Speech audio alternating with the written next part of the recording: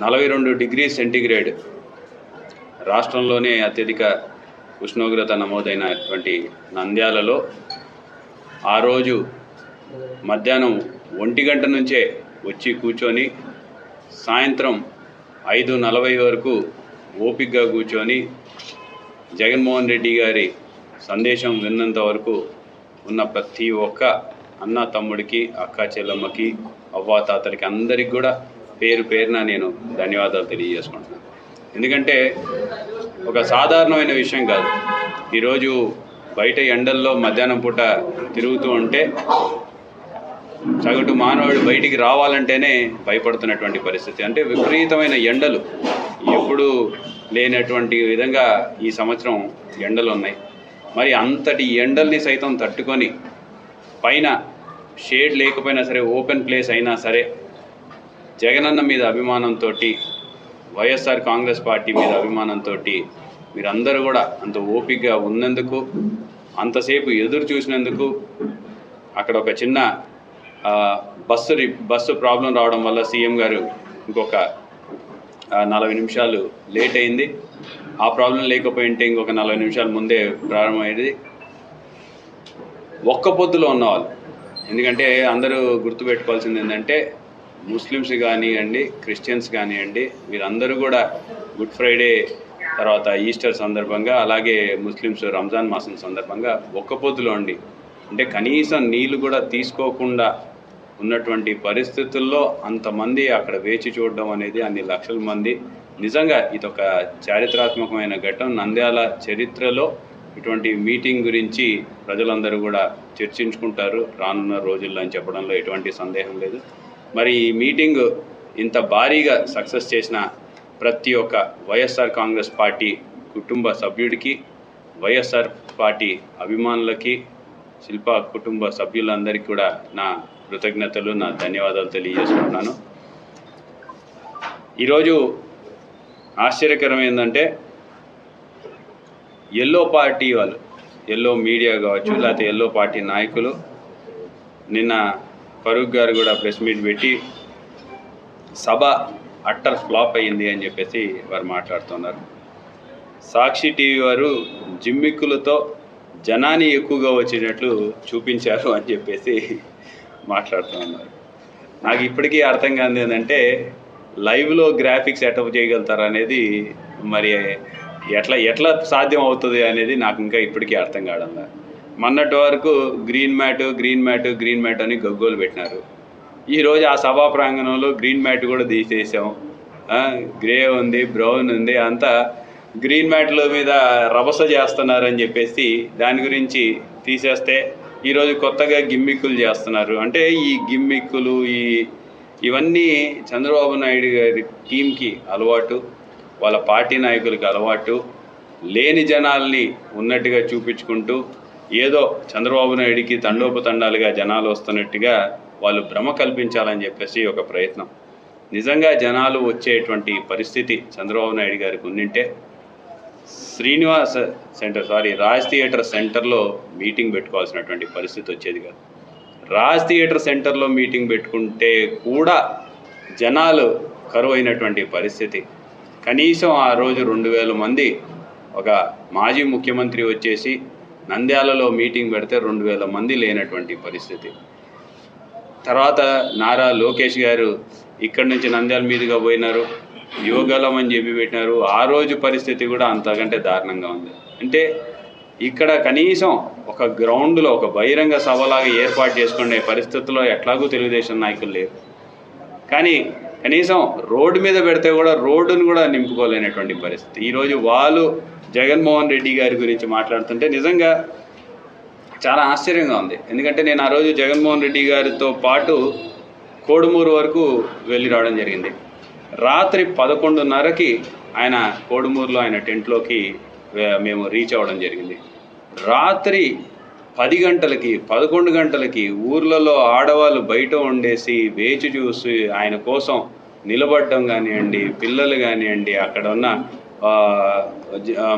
పురుషులు కానివ్వండి, అంటే ఈ మనిషి మీద ఎందుకు ఇంత ప్రేమ అని చెప్పేసి అనిపిస్తాను. అంటే ఒక మనిషి మీద ఇంత ప్రేమ పెంచుకోగలుగుతారా ప్రజలు అని చెప్పేసి నిజంగా మాకే ఆశ్చర్యంగా ఉంది.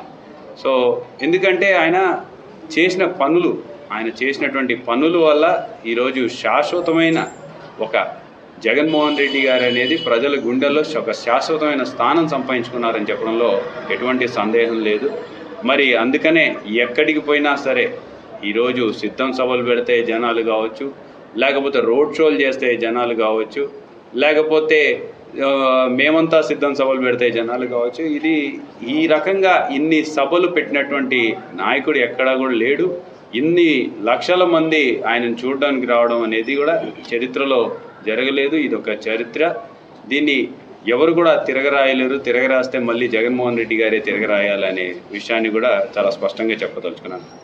మరి అవన్నీ కూడా ప్రెస్ మీట్లో ఇంకా కొన్ని విషయాలు మాట్లాడుతున్నారు. నంద్యాల అభివృద్ధికి తమ కుటుంబం కోట్ల విలువైన స్థలాలను ఇచ్చిందని చెప్పేసి, నంద్యాల అభివృద్ధికి శిల్పా కుటుంబం ఒక సెంటు కూడా ఇవ్వలేదని చెప్పేసి ఆరోపించారు. ఒకటి, నంద్యాలలో విలువైన స్థలాలు ఇచ్చామని ఏదైతే రాజ్ థియేటర్ గురించో, ఖలీల్ థియేటర్ గురించో, లేకపోతే పద్మావతి నగర్ గురించో మాట్లాడుతున్నటువంటి ఫరూక్ గారు ఒక విషయాన్ని స్పష్టంగా కూడా చెప్పాలి. మొత్తం కూడా ఫరూక్ గారు వాళ్ళ ఆస్తుల్ని ఉచితంగా ఇచ్చిందంటే పెద్ద కుటుంబంలో ఉచితంగా ఇచ్చారు అని చెప్పేసి మాట్లాడారు.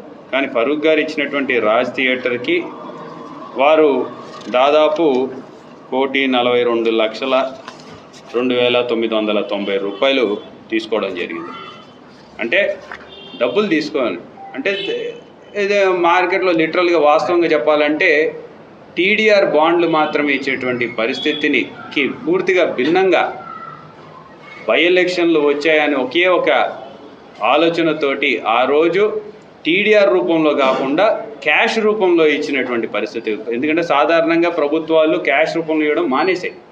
ఎన్నిసార్లు చేసినా సరే, ఎంత కాంపెన్సేషన్ ఇచ్చినా సరే టీడీఆర్ రూపంలోనే ఇవ్వడం అనేది ఒక పరిపాటిగా వస్తుంది. దానికి పూర్తిగా భిన్నంగా, ఎందుకంటే అప్పటికప్పుడు ప్రజల్ని మభ్యపెట్టాలి కాబట్టి వారికి ఆ రోజు క్యాష్ రూపంలో ఇవ్వడం జరిగింది. దాదాపు 1,42,02,990 రూపాయలు ఆ రోజు రాజ్ థియేటర్లోని వాళ్ళ స్థలం ఏదైతే కోల్పోయినారో ఆ స్థలానికి వాళ్ళు డబ్బులు తీసుకోవడం జరిగింది. నాకు తెలిసి రాజ్ థియేటర్ అంతకంటే తక్కువకే ఫరూక్ గారు కొన్నారు అని చెప్పేసి నాకు ఉన్నటువంటి ఇన్ఫర్మేషన్. నాకు తెలిసిన, ఎందుకంటే ఆ రోజు చాలామందికి కూడా వాళ్ళు అమ్మనీకి ప్రయత్నం చేసినప్పుడు మార్కెట్ రేటు కూడా వాళ్ళు చెప్పిన దాన్ని దీనికంటే తక్కువ ఉందనే మనకు తెలుస్తుంది. అంటే ఈరోజు మిగిలిన ల్యాండ్ అంతా కూడా ఫారూక్ గారికి అదొక అంటే మిగిలిపోయినట్టే. సో నేనేం దానికి గురించి తప్పుగా అనడంలా, ఎందుకంటే వారి ఆ స్థలం కొనుక్కోవడము దాంట్లో మిగలడంలో తప్పు లేదు. కానీ మేమేదో ఫ్రీగా ఇచ్చామంటే లేదు సార్, మీరు డబ్బులు తీసుకున్నారు. డబ్బులు తీసుకున్న తర్వాత మీరు ఇంకా విచిత్రం ఏంటంటే దానికి ముందు వీరి వరకు మాత్రం ఎక్కువ రేటు కూడా తీసుకున్నారు. పక్కనున్న వాళ్ళకి తక్కువ రేటు ఇస్తుంటే వాళ్ళందరూ గోల చేసి ఆ రోజు వాళ్ళు అజిటేట్ చేస్తే వాళ్ళకు కూడా దాని తర్వాత వాళ్ళని కన్సిడర్ చేశారు. కానీ ఇంకా చాలామందికి ఆ రోజు కాంపెన్సేషన్ కూడా ఇవ్వాల. తర్వాత మేము వెళ్ళేసి దాదాపు 25 కోట్ల రూపాయలని ఇప్పించడం జరిగిందనే విషయాన్ని కూడా మీ దృష్టికి తీసుకొస్తున్నాం. అలాగే పద్మావతి నగర్ మెయిన్ రోడ్డుకి కూడా ఆ రోజు దాదాపు వాళ్ళది 180 స్క్వేర్ మీటర్లకు సంబంధించి 693 సర్వే నెంబర్లో పోయినట్టుగా తెలుస్తోంది. దానికి కూడా టీడీఆర్ తీసుకున్నారు. సో ఎక్కడైనా సరే ఫారూక్ గారు ల్యాండ్ ఇచ్చిందంటే ఫారూక్ గారు దానికి కాంపెన్సేషన్ తీసుకున్నారు, ప్రభుత్వం దగ్గర నుంచి డబ్బు తీసుకున్నారు. ప్రభుత్వం మార్కెట్ వాల్యూ మీద 2.5 రెట్లకు సంబంధించినటువంటి డబ్బు తీసుకున్న విషయాన్ని ఈరోజు నేను మీ ద్వారా ప్రజలకు కూడా తెలియజేయాలని చెప్పేసి కోరుకుంటున్నాను. అలాగే నంద్యాల సీఎం జగన్మోహన్ రెడ్డి గారు ఏం చేశారో చెప్పలేదా అంటే, నంద్యాలలో ఏం చేసినామని చెప్పేసి మేము చాలా స్పష్టంగా ఆ రోజు చెప్పడం జరిగింది. నంద్యాలని జిల్లా చేయడం కానివ్వండి, నంద్యాలకి మెడికల్ కాలేజ్ తీసుకురావడం కానివ్వండి, నంద్యాలకి అర్బన్ హెల్త్ సెంటర్లు కట్టడం కానివ్వండి, నంద్యాల హాస్పిటల్ని డెవలప్మెంట్ చేయడం కానివ్వండి, నేషనల్ హైవేలు తీసుకురావడం కానివ్వండి, అమృత్ పథకాన్ని మనం పూర్తి చేసేసి ప్రజలకి నీళ్ళు ఇవ్వడం కానివ్వండి, ఇవన్నీ కూడా పార్కులు కట్టడం కానివ్వండి, సో వైఎస్ఆర్ హెల్త్ క్లినిక్లు, గ్రామ సచివాలయాలు, రైతు భరోసా కేంద్రాలు, దాని తర్వాత గ్రామాన రోడ్లు, డ్రైన్లు, వార్డుల్లో రోడ్లు, డ్రైన్లు. సో ఈ రకంగా చెప్పుకుంటూ పోతే ఎంతో చేశామని చెప్పేసి మేము చెప్పుకుంటున్నాం. ఈరోజు ఫారూక్ గారు ఎంతసేపు ఉన్నా సరే అభివృద్ధి జరగలేదని చెప్పేసి మాట్లాడతారు, కానీ మేము ఇది చేశామంటే దాని గురించి మాట్లాడడానికి వారికి, అంటే వారు ఏం చేశారు, వారి హయాంలో ఏం చేశారో చెప్పమంటే నేను చాలా చేశాను, నా గురించి పుస్తకాలే రాసినారు, లేకపోతే నేను ఇంత అభివృద్ధి చేశాను అని చెప్పేసి అంటున్నారు తప్పితే ఏం అభివృద్ధి చేశారో చెప్పండి అని చెప్తే మాత్రం ఇప్పటిదాకా ఒకరోజు కూడా చెప్పలేనటువంటి పరిస్థితి. ఒకటి చెప్తారు, సమ్మర్ స్టోరేజ్ ట్యాంకు మేమే నిర్మించినామని చెప్పేసి ఒక మాట మాట్లాడతారు. ఆ రోజు శిలాఫలకంతో సహా, ప్రూఫ్తో సహా చెప్పడం జరిగింది. 2005 నాకు తెలిసి మే జూన్ నెలలో వైఎస్ రాజశేఖర రెడ్డి గారి సమక్షాన దాన్ని ఓపెన్ చేయడం జరిగింది శిల్పామోహన్ రెడ్డి గారి హయాంలో. ఎంత వాల్యూ ఆఫ్ ద వర్క్, ఆ వర్క్ మా హయాంలో ఇదైంది. ఎంత వాల్యూ ఆఫ్ ద వర్క్ అంటే 12.5 లక్షల రూపాయలు. 12.5 లక్షల రూపాయలది ఎన్ని నెలలు పడుతుంది అనేది మీరే ఒకసారి ఆలోచించండి. నెలలు పడుతుందా, సంవత్సరాలు పడుతుందా? 12.5 లక్షల వరకు. సో సమ్మర్ స్టోరేజ్ ట్యాంకు మేమే కట్టాము, లేకపోతే ఈ రకంగా అయిన అబద్ధాలని, ఎందుకంటే వాస్తవాల్ని దాచిపెట్టడాను వాళ్ళు ప్రయత్నం చేస్తుంది, వాళ్ళు ఫెయిల్ అవుతున్నారు. ఎందుకంటే వాస్తవాలు అక్కడ ప్రత్యక్షం అవుతున్నాయి. ఈ రోజుకి కూడా ఆ టైంలో ఎవరున్నారు, శిల్పామోహన్ రెడ్డి గారి టైం ముందు ఎంత వాటర్ ప్రాబ్లం ఉండే, ఆయన వచ్చిన తర్వాత ఎంత వాటర్ ప్రాబ్లం సాల్వ్ చేసినాడు, ఫిల్టర్ బెడ్లు ఎట్లా చేయించినాడు, ఎన్హాన్స్మెంట్ చేయించినాడు, ఆ ఫిల్టర్ల బెడ్ వల్ల కెపాసిటీ పెంచడం వల్ల వాటర్ ప్రాబ్లం ఎలా తగ్గింది, గతంలో బిందెలతో బయట దర్శనం ఇచ్చేటువంటి నంద్యాల పరిస్థితులు ఎలా మారాయి అనేది చాలా స్పష్టంగా ప్రజలు ఈ రోజుకి కూడా చెప్పుకుంటూ ఉన్నారు. సో ఈ రోజుకి కూడా ఇంకా మభ్యపెట్టాలి. సరే, మీ హయాంలో మీరు ఎన్నో ఉన్నతమైన పదవులు చేపట్టారు, మరి ఆ ఉన్నతమైన పదవుల గురించి మీరు ఏం చేసినారు ఈ నంద్యాలకి చెప్పమంటే చెప్పలేనటువంటి పరిస్థితి. ఇక్కడ అదేంటి నిరుద్యోగుల గురించి కూడా ఏదో మాట్లాడుతూ చెప్పారు. నిరుద్యోగుల గురించి మాట్లాడుతూ ఏదో అంటే సరైన ఉపాధి అవకాశాలు కల్పించలేదు అన్న విధంగా మాట్లాడడం నిజంగా చాలా ఆశ్చర్యకరమైన విషయం. ఏంటంటే ఆయన హయాంలోనే ఇక్కడ నంద్యాలలో ఉన్న షుగర్ ఫ్యాక్టరీ మూతపడింది, ఆయన హయాంలోనే ఇక్కడ ఉన్నటువంటి నూలు మిల్లు మూతపడింది. అక్కడ ఎంతోమందికి ఉపాధి అవకాశాలు కల్పిస్తే కనీసం వాళ్ళకి ఆ ఎంప్లాయీస్కి న్యాయం కూడా చేయలేకపోయారు. ఆ ఎంప్లాయీస్కి న్యాయం చేయలేనటువంటి పరిస్థితుల్లో ఆ రోజు అతి తక్కువ ధరలో 5 కోట్ల రూపాయలకి ఆ ఫ్యాక్టరీని అమ్మేసినటువంటి పరిస్థితి మీది సార్ అని చెప్పేసి గుర్తు చేస్తా ఉన్నా. అలాగే వర్షాభావ పరిస్థితులపై సీఎం సభలో మాట్లాడకపోవడం అని చెప్పేసి వర్షాభావ పరిస్థితుల మీద సీఎం గారు మాట్లాడినారు. చంద్రబాబు నాయుడు గారు ఎప్పుడు అధికారం చేపడితే అప్పుడు వర్షాలు ఉండవు అని చెప్పేసి చాలా స్పష్టంగా ఆయన మీటింగ్లో చెప్పడం జరిగింది. సో అదే విషయాన్ని ప్రజలు కూడా తెలుసు, చంద్రబాబు నాయుడు గారి హయాంలో వర్షాలు పడతాయా పడవా. చంద్రబాబు నాయుడు గారు వాళ్ళ కొడుకు ఒక పాదయాత్ర చేసి ఈ రోడ్ల మీద నడుచుకుంటూ వెళ్తేనే వర్షాభావ పరిస్థితులు నెలకొన్నాయి, అంటే ఇక్కడ వర్షాలు పడనటువంటి పరిస్థితులు నెలకొన్నాయి. సో దాని గురించి కూడా మాట్లాడినారు అనే విషయాన్ని ఒకసారి నేను స్పష్టంగా తెలియజేయాలనుకున్నాను. దాని తర్వాత అదే నంద్యాల అభివృద్ధికి కోట్లైన విలువైన స్థలాలు ఇచ్చినారంటే ఇందాకే చెప్పాను, విలువైన స్థలాలుకి డబ్బులు తీసుకొనే ఇచ్చారు, వాళ్ళు ఏమీ ఫ్రీగా ఇవ్వలేదు అని చెప్పేసి తెలియజేస్తున్నాను. అలాగే టీడీపీ పార్టీలోకి వచ్చిన వారిని పిలిచి మరీ వైఎస్ఆర్ కండువాలు వేయడం ఎంతవరకు సమంజసం? నిజంగా చాలా ఆశ్చర్యకరమైన విషయం ఏంటంటే మొన్న ఒక ఊరికి పోయినారు, సుబ్బారెడ్డిపాలెంకి వెళ్ళేసి అందరినీ కలుస్తాను గ్రామస్తులు అని చెప్పేసి పిలిపించేసి అక్కడి గ్రామస్తులు అందరూ కూడా సరే వాళ్ళు పెద్దవారు కాబట్టి రమ్మన్నారని చెప్పేసి గ్రామ సభలాగా అక్కడ గుడిలో వచ్చి కూర్చుంటే వారందరికీ టీడీపీ కండువాలు కప్పేసి వీరందరూ టీడీపీలో చేరినారని చెప్పేసి ప్రచారం చేసుకున్నారు. నెక్స్ట్ డే అదే సుబ్బారెడ్డిపాలెంకి సంబంధించినటువంటి అదే రైతులు కానివ్వండి, అదే పెద్ద మనుషులు అందరూ కూడా మేము వైఎస్ఆర్సీపీ పార్టీకి సంబంధించిన అభిమానులం, నాయకులం, మేము టీడీపీలో చేరలేదు, మాకు బలవంతంగా కండువాలు కప్పినారు అని చెప్పేసి వారే చెప్పడం జరిగింది. ఆ రకంగా బలవంతంగా ఇష్టం లేకపోయినా సరే పిలిపియడం, కండువాయడం. సో ఈ పద్ధతి మంచిది కాదు, మంచి సాంప్రదాయం కాదు అని చెప్పేసి కూడా నేను తెలియజేసుకుంటున్నా. ఎందుకంటే అభిమానంతో రావాలి. ఈరోజు జనాల్ని తోలితే వచ్చే జనాలతోటి మీరు సభలు పెట్టుకుంటున్నారు. అభిమానంతో వచ్చే జనాలతో సభలు జరిగితే ఎట్లుంటాయి అనేది జగన్మోహన్ రెడ్డి గారు వచ్చినప్పుడు చూస్తూ ఉన్నారు. సో ఏది ఎలా ఉంటుంది అనేది ఒకసారి మీరు తెలుసుకోవాలని చెప్పేసి కూడా తెలియజేసుకుంటున్నాను.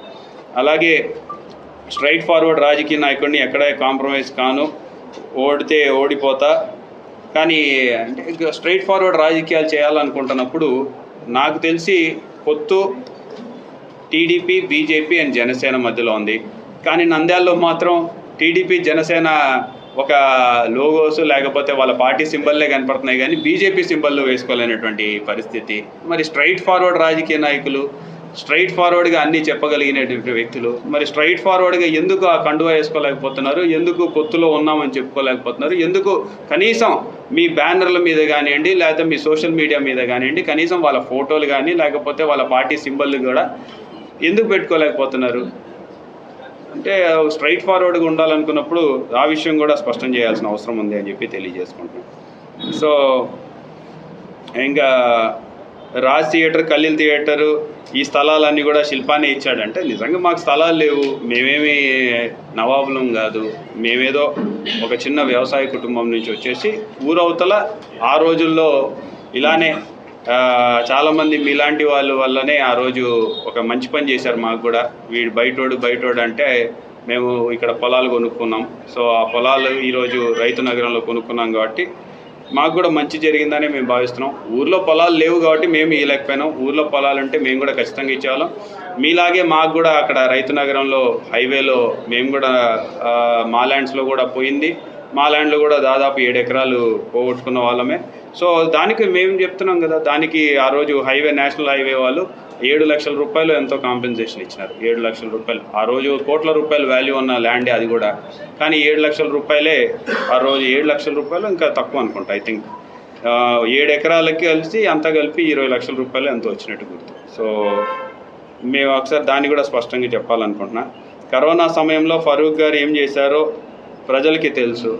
ప్రజల్ని మేము కూడా అడుగుతా ఉన్నాం, ఫరూక్ గారు అసలు కనపడ్డారా? ఫరూక్ గారు ఎక్కడున్నారు కరోనా టైంలో? ఫరూక్ గారు ఏం చేశారో ప్రజలందరినీ కూడా ఒకసారి వెళ్ళి విచారించుకోమని చెప్పేసి కోరుతున్నా. ఈరోజు కరోనా సమయంలో కేవలం ఒక వైఎస్ఆర్సీపీ పార్టీ నాయకులు, కార్యకర్తలు, కొంతమంది ఏమంటారు సోషల్ ఆర్గనైజేషన్స్ పిల్లలు, వాళ్ళు బయటకు వచ్చేసి ఆ రోజు కరోనా సమయంలో తిరిగారే తప్పితే ఎక్కడ కూడా తెలుగుదేశం నాయకులు కానివ్వండి, వాళ్ళ పార్టీకి సంబంధించిన వాళ్ళు కానివ్వండి బయట తిరిగినటువంటి పరిస్థితులు లేవు.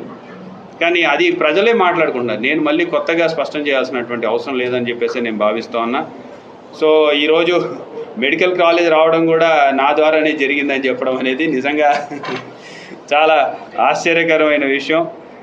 గతంలో కూడా కొంతమంది తెలుగుదేశం నాయకులు మాట్లాడి ఉన్నారు.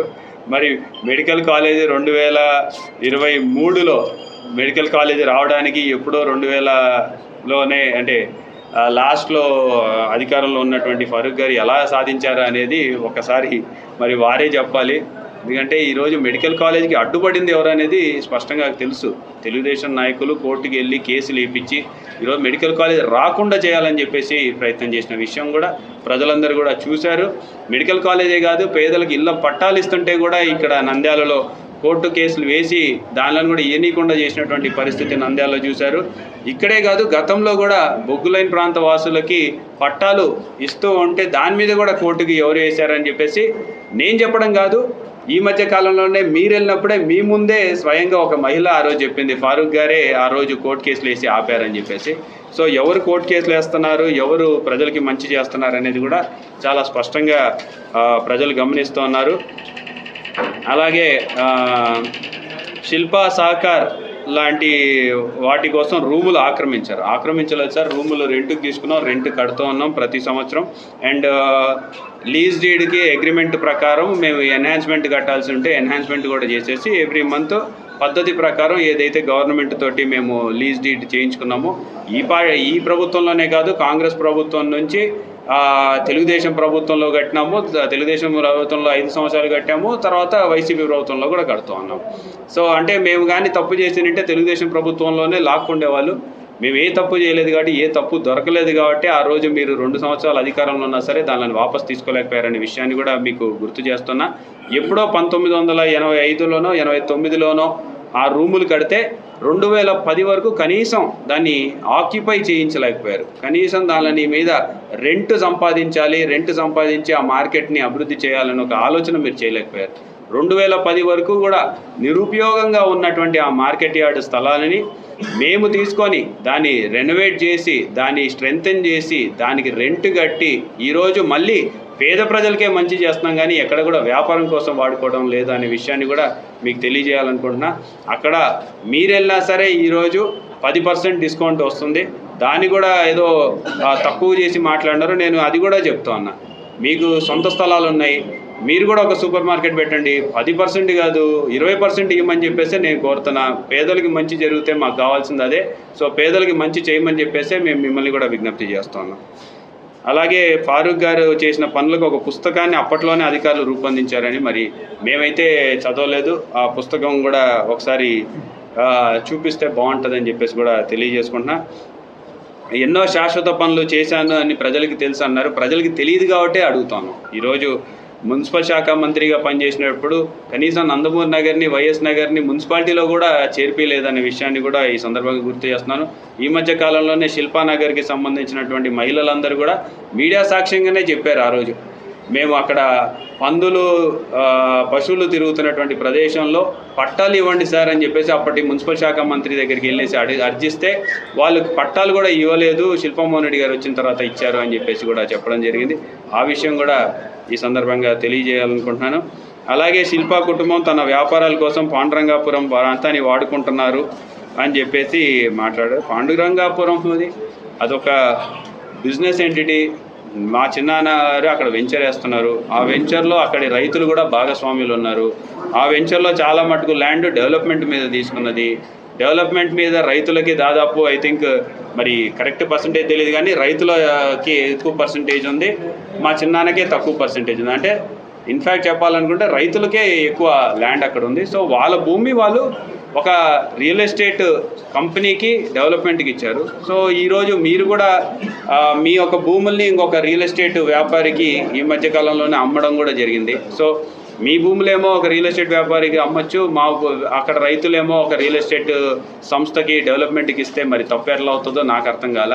అక్కడ రైతన్నలందరూ కూడా వాళ్ళు సంతోషంగా వచ్చి డెవలప్మెంట్ అగ్రిమెంట్లు చేయించుకున్నారు, లేకపోతే సేల్ డీడ్లు చేయించుకొని వాళ్ళు ఇష్టపూర్వకంగా ఇచ్చారు. ఎక్కడా కూడా ఎవరు బలవంతం లేదు, బలవంతం పెట్టాల్సిన అవసరం కూడా లేదు. ఎందుకంటే అక్కడ మా పురుషోత్తం రెడ్డి గారు ఆ ఊరి పెద్ద, వారి కుటుంబానికి సంబంధించిందే 70 ఎకరాలు వాళ్ళు అన్న తమ్ముళ్ళే ఇచ్చారు.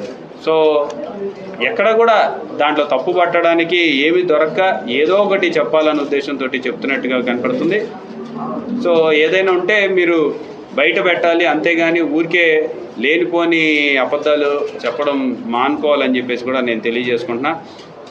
డబ్బు, అహంకారం రాజకీయాల్లో పనిచేయవని చెప్పేసి గొర్రెల్ని కొన్నట్లు కొన్నామని చెప్పేసి సంబోధించారు. ఎక్కడైనా మా కుటుంబం మేము కొన్నాము, గొర్రెల్ని కొన్నట్టు కొన్నామని చెప్పేసి మా కుటుంబం మాట్లాడిందా అని చెప్పేసి మేము అడుగుతా ఉన్నాం.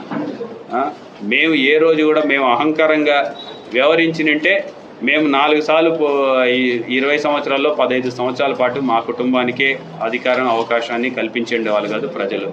ఈరోజు ప్రజలకి స్పష్టంగా తెలుసు ఎవరు అహంకారంతో వ్యవహరిస్తున్నారు, ఎవరు ప్రజలకి దగ్గరగా ఉన్నారు, ప్రజల మనసుల్ని చొరగొంటున్నారు, ఎవరు పేద ప్రజల కోసం ఆలోచిస్తున్నారు. రాజకీయాల్లో ఉన్నా రాజకీయాల్లో లేకపోయినా, అంటే గెలుపోవటంతో సంబంధం లేకుండా, గెలిచినా ఓడినా సరే సంబంధం లేకుండా ఎవరు మంచి చేస్తున్నారు అనేది ఈరోజు ప్రజలందరూ కూడా గమనిస్తున్నారు. కాబట్టి మళ్ళీ మమ్మల్ని గెలిపించుకుంటున్నారు. ప్రజలకే ఆ ఒక నిర్ణయాన్ని వదిలేద్దాం. ఎవరు అహంకారంగా వ్యవహరిస్తున్నారు, ఎవరు మంచివారు అనేది ప్రజలు ఆల్రెడీ నిర్ణయం తీసుకున్నారు. ఆ రిజల్ట్స్ కూడా రాబోయే ఎన్నికల్లో మీరు చూస్తారని చెప్పేసి కూడా తెలియజేసుకుంటూ, మరి ఒకటి, మీరు ఎంతసేపు ఉన్నా సరే ఒక ప్రజల్ని మభ్యపెట్టాలన్న ఒక ఆలోచనతో తప్పుడు ప్రచారాలు చేసుకుంటూ జనాలు రాలేదు, పబ్లిక్ రాలేదంటే ఈరోజు ప్రజలు నవ్వేటువంటి పరిస్థితి. ఎందుకంటే ఈ ప్రాంత ప్రజలు చూశారు, ఆ మీటింగ్లు చూశారు, ఈ ప్రాంత ప్రజలు ఆ మీటింగ్లకు వచ్చారు. సో మిమ్మల్ని మీరు మభ్యపెట్టుకోవాలనుకుంటే మాకు కూడా అంతకంటే సంతోషమైన విషయం ఏమీ లేదు. ఈరోజు చంద్రబాబు నాయుడు గారు